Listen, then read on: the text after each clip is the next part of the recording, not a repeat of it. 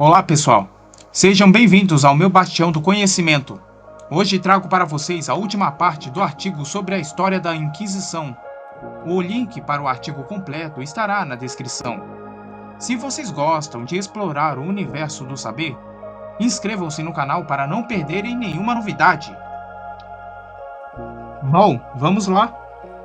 No ano 520, o filósofo Boécio tornou-se chefe de todos os serviços governamentais e judiciais na administração de Teodorico, o Grande, na Pannonia, uma antiga província do Império Romano.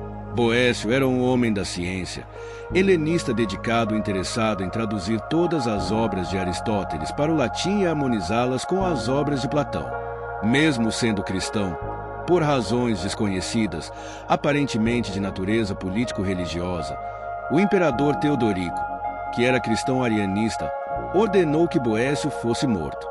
Ele foi executado aos 44 anos, no dia 23 de outubro de 524, depois de um período na prisão durante o qual ele escreveu sua obra mais famosa de Consolatione Philosophiae, ou Consolação da Filosofia, Richards, 1979. Por 1000 anos, os únicos filósofos foram aqueles a Igreja permitiria. Milhares de homens perseguidos pela escolástica, estrutura monástica teológica da Idade Média que tentou conciliar fé e razão e que hoje é de interesse apenas dos historiadores. Abelardo, de 1079 a 1142, foi um dos melhores filósofos clericais do século XII.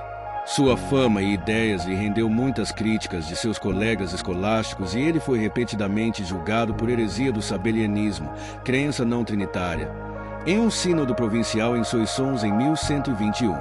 Seus ensinamentos o levaram a queimar seu livro antes de ser encarcerado no convento de Sainte-Médard em Soissons. Mais tarde, em 1141, o Conselho da Igreja acusou-o de uma série de novas heresias. Sua condenação foi confirmada por Roma um ano mais tarde. Ele morreu a caminho de Roma, com a intenção de recorrer à sentença. Amaury de Chartres era um nativo de Bene, perto de Chartres. Ele viveu em Paris, onde deu aulas de lógica e ensinando sobre panteísmo. Por sua obra Fício, foi condenado pela bula do Papa de Inocêncio III em 1204 e queimado. 10 dos seus discípulos também foram queimados em Paris em 20 de dezembro de 1210. Mesmo depois de morto, seus ossos foram exumados e colocados nas chamas novamente. Roger Bacon, de 1214 a 1294, foi um filósofo inglês e frade franciscano que deu ênfase no estudo da natureza através de métodos empíricos. Foi um dos primeiros defensores europeus do método científico moderno e é conhecido como Doctor Mirabilis, professor maravilhoso. Bacon escreveu o Opus Majus, que contém tratados de matemática, ótica, alquimia e as posições e tamanhos dos corpos celestes. Até então, a Igreja não pautava sua ciência nas observações do mundo natural, mas nos argumentos de autoridade bíblica e nas ideias de Aristóteles.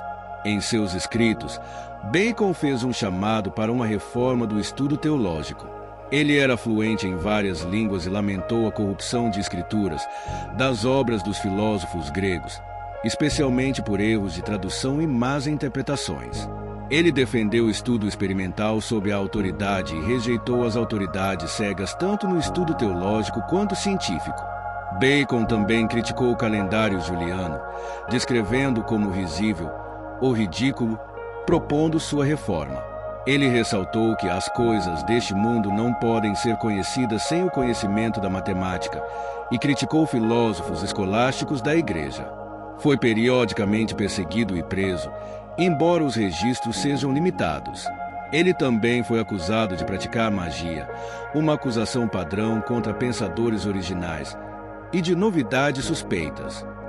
Certamente, a Igreja não gostava de sua originalidade e suas atividades, especialmente depois do ano 1250, quando livros foram restringidos por um estatuto estabelecido por um franciscano que proibiu a publicação de livros ou panfletos sem a aprovação específica. Bacon era amigo do Papa Clemente e dava certa proteção. Em 1268, o Papa morreu e Bacon perdeu o seu protetor. As condenações de 1277 proibiram o ensino de certas doutrinas filosóficas, incluindo a astrologia determinista. Nos próximos 2 anos, Bacon foi aparentemente preso ou posteriormente colocado sob prisão domiciliar. A primeira referência à prisão de Bacon ocorreu 80 anos após sua morte sob acusações não especificadas e chamadas apenas de novidades suspeitas. Apesar de perseguido e preso, terminou sua vida livre e parece ter morrido pouco depois da prisão, sendo enterrado em Oxford. Pietro de Abano, de 1257 a 1315, também conhecido como Petrus de Apono ou Aponenses de Abano, era um filósofo, matemático, físico e professor de medicina em Pádua, na Itália. Ele foi acusado de praticar magia, com a ajuda do diabo, e argumentaram que ele possuía a pedra filosofal.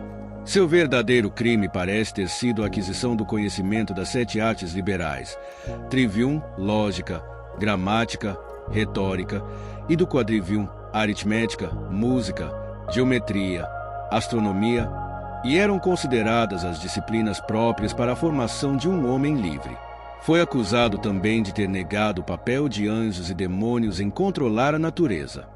Ele foi pego 2 vezes perante a Inquisição medieval. Na primeira ocasião, ele foi absolvido, mas alguns inquisitores nunca ficaram satisfeitos com a sua absolvição e o prenderam novamente. Ele morreu em uma prisão da Inquisição em 1315 antes de seu 2º julgamento ser concluído. Ele foi considerado culpado, mesmo depois de morto. Seu corpo foi condenado a ser exumado e queimado. Entretanto, um amigo tinha secretamente removido seu corpo, fazendo com que a Inquisição proclamasse a queima pública sua efígie em praça pública. Cecco de Ascoli, de 1257 a 1327, foi um polímata italiano que estudou matemática e astrologia. Em 1322 foi professor de astrologia na Universidade de Bolonha. Seus discursos de livre pensamento e simplicidade fizeram com que ganhasse muitos inimigos na igreja, sendo acusado de impiedade. Ele foi condenado por heresia em 1324 a cumprir jejuns e orações, e ao pagamento de uma multa, mas isso não o impediu. Ele foi julgado e condenado por recair em heresia e foi queimado vivo em Florença em 26 de setembro de 1327. Em seu 70º aniversário, uma linha de estudiosos da universidade foi queimado pela Inquisição. Eckhart von Oschein, de 1260 a 1327, foi um teólogo e filósofo alemão. Seu trabalho influenciou grandes filósofos alemães nos séculos seguintes. Conceitos introduzidos na metafísica por Eckhart desviaram-se da escolástica e suas ideias inovadoras irritou muitos clérigos. Ele foi repetidamente acusado de heresia e inicialmente escapou das acusações vivo. Em Colônia, o arcebispo Hermann von Wirneburg mais uma vez o acusou de heresia, e novamente ele foi inocentado. O arcebispo pressionou suas acusações de heresia contra Eckhart e contra seu protetor, um dominicano, e apelaram ao Papa pela sua condenação, mas não obtiveram sucesso. Após várias tentativas e muitas defesas, a Inquisição se recusou a aceitar seu recurso e em 22 de fevereiro de 1327 Eckhart foi condenado por heresia. Nada mais se sabe sobre ele, pois a partir de então seus registros de vida sumiram. Assumisse que tenha morrido logo em seguida. O Papa João XXII emitiu um documento em 1329, estabelecendo que as declarações de Eckhart eram heréticas. Sabe-se que Eckhart foi excomungado antes de desaparecer.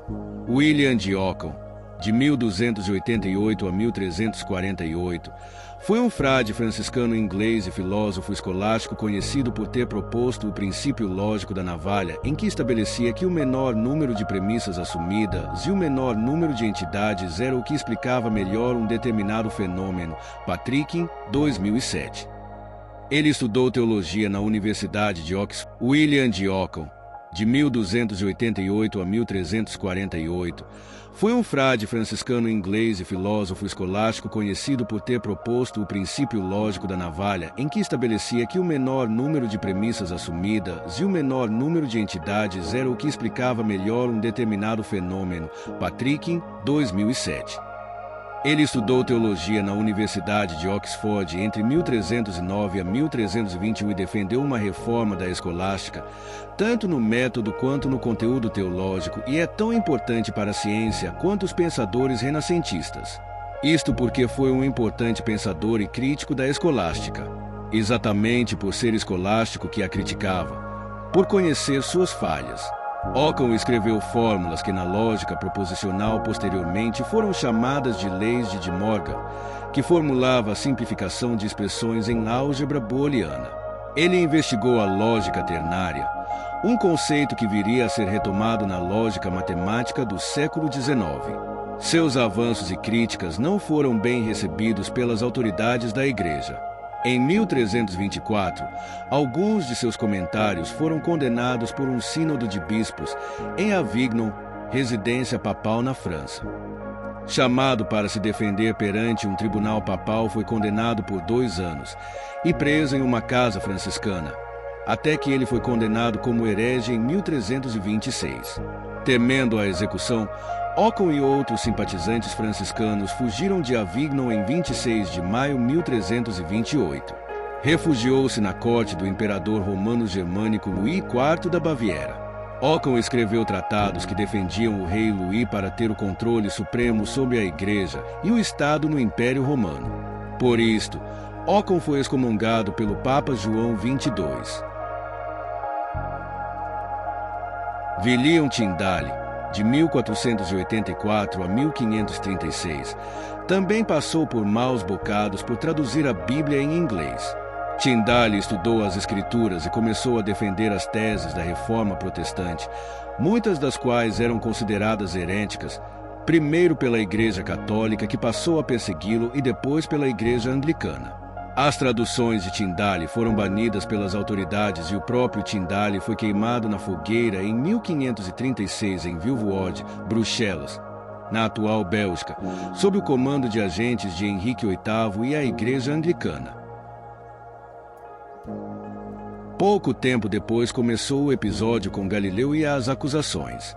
Papa Urbano VIII. Pouco tempo depois começou o episódio com Galileu e as acusações.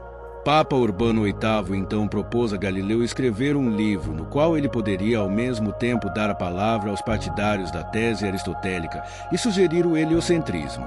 Galileu escreveu o Dialogo Sopra e do Massimi Sistemi del Mondo, diálogo sobre os 2 principais sistemas do mundo, que foi lançado em 1632. Nele, Veneza serve de cenário para 3 protagonistas que, ao longo de 4 dias, enfrentam-se numa justa oratória. Filippo Salviati, um florentino que fala pela boca do autor, Giovanni Francesco Sagredo, um erudito veneziano que é encarregado de encarnar a neutralidade do ponto de vista, e Simplicius que, precário defensor da tradição ptolomaica, sofre o tiro cruzado dos outros 2 e fica com fama de tolo. A obra se assemelhava a um discurso em defesa da doutrina de Nicolau Copérnico. Não apenas colocou à prova do movimento da Terra, mas também ridicularizou o argumento e várias pessoas, inclusive o Papa. Johannes Kepler, de 1571 a 1630, foi um astrônomo e matemático alemão, considerado figura-chave da revolução científica do século XVII. É mais conhecido por ter formulado as 3 leis fundamentais da mecânica celeste, conhecidas como leis de Kepler. Em sua vida, Kepler foi diversas vezes perseguido pela Contra-Reforma Católica. A Contra-Reforma, também conhecida por Reforma Católica, é o nome dado ao movimento que surgiu no seio da Igreja Católica como resposta à Reforma Protestante iniciada com Lutero, a partir de 1517. Sua família foi perseguida por bruxaria e Kepler faleceu em 1628, durante a Guerra dos 30 Anos. Sua vida e trabalho assinalam o nascimento da astronomia moderna. Costa, 2006. René Descartes, de 1596 a 1650, era um filósofo francês, matemático e escritor que passou a maior parte de sua vida adulta na República Holandesa.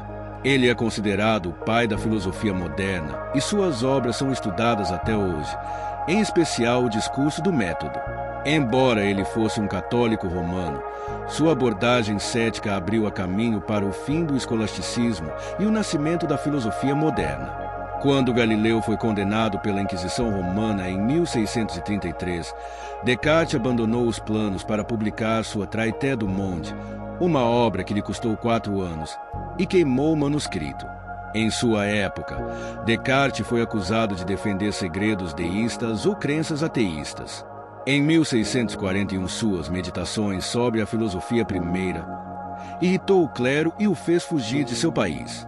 Sua filosofia foi condenada pela Universidade de Utrecht em 1643. Ele ganhou asilo pela rainha da Suécia e morreu em Estocolmo em 1650. Em 1663, o Papa colocou suas obras no Index Librorum Prohibitorum, especialmente o livro Meditações sobre Filosofia Primeira, que é um texto padrão na maioria dos departamentos de filosofia em universidades ocidentais.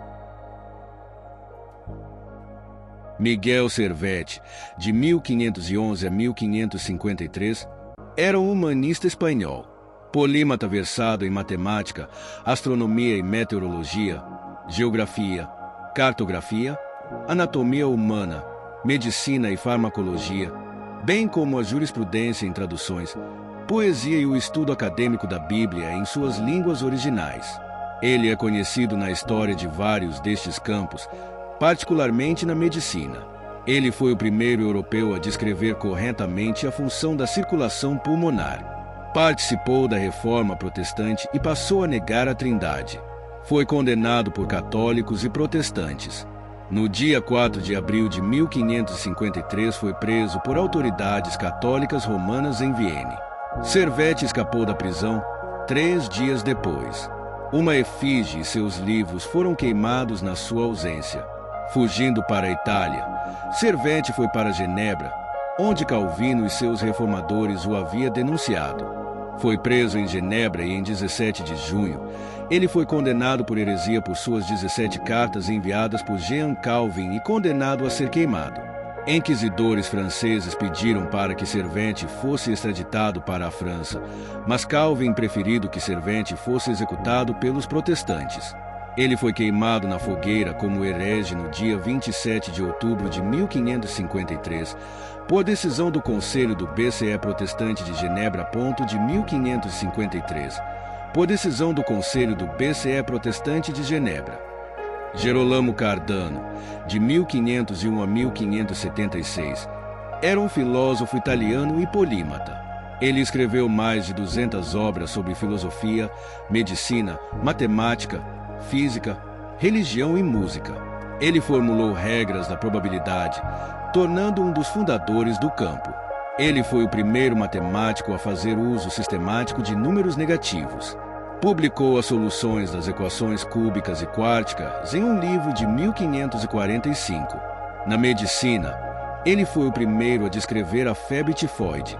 Ele inventou vários dispositivos mecânicos, incluindo o fechamento de combinação, o cardan e o eixo cardânico com juntas universais.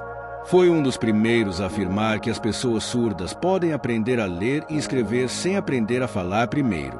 Cardano foi acusado de heresia em 1570 porque tinha calculado o horóscopo de Jesus 16 anos antes e principalmente por causa de sua mente racionalista. Ele foi preso e passou vários meses na prisão. Foi forçado a renunciar seu cargo de professor, mas parece ter sobrevivido à Inquisição graças a amigos que o ajudaram. Ele foi premiado com uma pensão pelo Papa Gregório XIII. Bom, pessoal, essa foi a última parte sobre a história da Inquisição. Espero que tenham gostado e aprendido algo novo. Se quiserem saber mais sobre as vítimas que morreram ou sobreviveram durante a Inquisição por suas ideias, acessem o link do artigo na descrição ou busquem outras fontes de conhecimento sobre o assunto. Afinal, uma das coisas que faz bem para o ser humano é ler. Até mais!